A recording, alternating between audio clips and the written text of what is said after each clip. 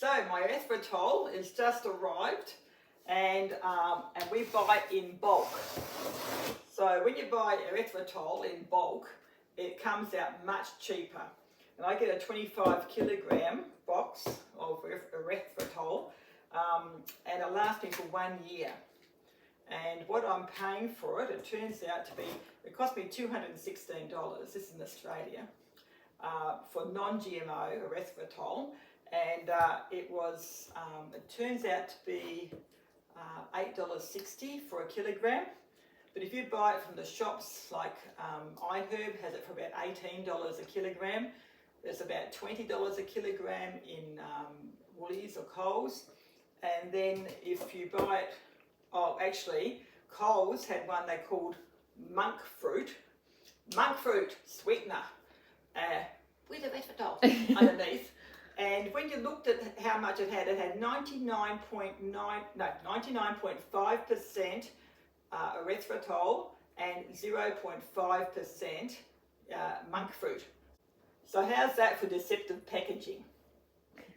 So if you're watching this, you obviously know all about erythritol and how it doesn't spike your blood sugar, and it's a really good sweetener. It hasn't have that horrible aftertaste you get from stevia and other ones, and it's a little bit less sweeter than sugar, but it has the appearance of sugar. Fantastic.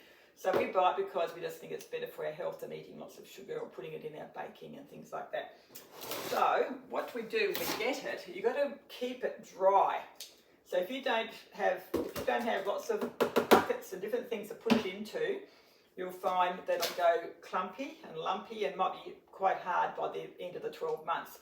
So I keep it in the kitchen. I don't put it down in the laundry or anywhere else because it's too damp for it. So so we do need to keep it dry. And 25 kilos here, so it's a bit hard to get out. But we usually just get it out. And here it is. And I think we have to just slip this down the middle and pull it all out. So I think that's the best way of doing it. We slip this one.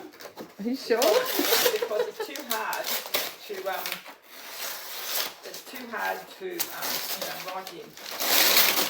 It's too hard to get it to pour it out because it's so heavy.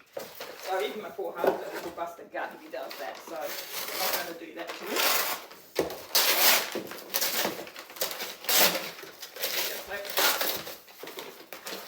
A big parcel, and we're just going to cut this open here.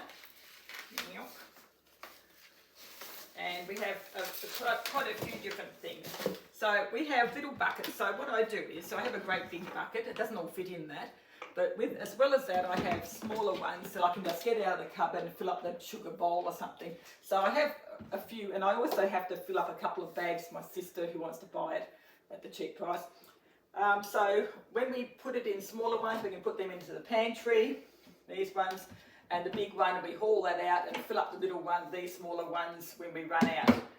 And that way we're not always hauling out the big one over the bottom of the cupboard. So we'll get this organised and see how many buckets we get out of it. So this is one for my sister. Put into an IKEA bag. She wants at least 2 kilos, probably more.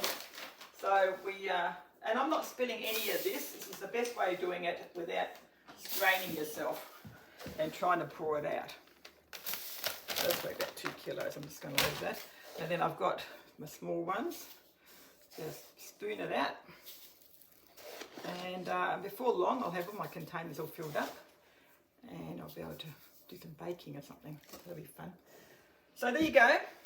Buy the erythritol bulk. Get everything you can bulk, actually, because it comes out to be much cheaper, especially if you're doing health products. Comes out much cheaper than buying individual little bags. So don't give Coles and Woolies the flick. So, see you later.